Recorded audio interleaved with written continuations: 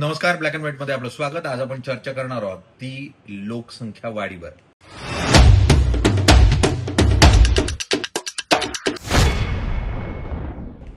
भारत जगातला सर्वात जास्त लोकसंख्या असलेला देश. 140 कोटी लोकसंख्या सध्या भारताची आहे. मात्र ही लोकसंख्या 200 कोटीच्या वर जाणारच नाही असा अहवाल आलाय.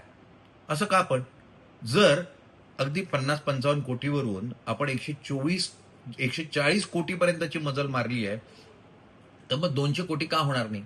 याचं कारण आहे, जो सांख्यिकीय अहवाल आहे, लोकसंख्या मोजणीसाठी जी संस्था भारतामध्ये आहे, या संस्थेनं हा अहवाल दिलाय. त्यानुसार आपला जो जन्मदर वाढीचा वेग होता, तो साधारण 3.5 इतका होता 2000 साली. तो गेल्या 20 वर्षात घसरत घसरत घसरत कमी होतोय आणि तो स्थिरावेल 1.8 इतक्या वाढीवर.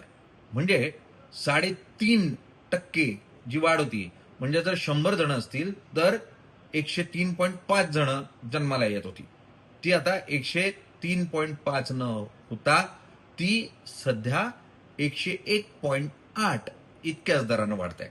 म्हणजे वेग कमी झालेला आहे.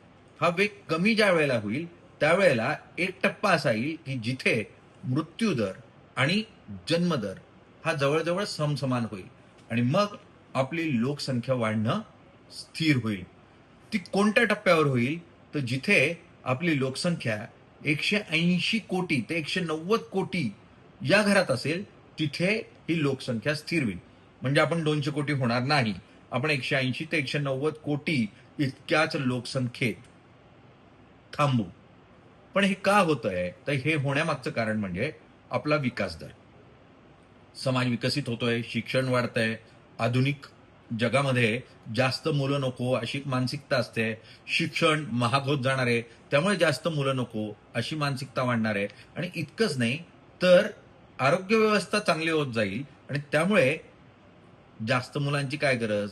माणसं दीर्घकाळ जगतील आणि त्यामुळे तसंही खूप जास्त मुलांना जन्माला घालणं हे परवडणार नाही.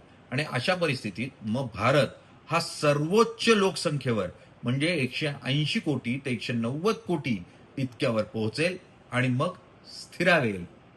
पण त्याही वेळेला आपण जगातली नंबर 1 ची लोकसंख्या असलेला देश असणार आहोत. पण आपण पोटं कशी भरणार इतक्या लोकांची? हा प्रश्न कायम असेल. त्यामुळे पण ठीक आहे, चला त्यातल्या त्यात कुठेतरी आपण थांबणार आहोत, यातच आनंद मानूयात. धन्यवाद.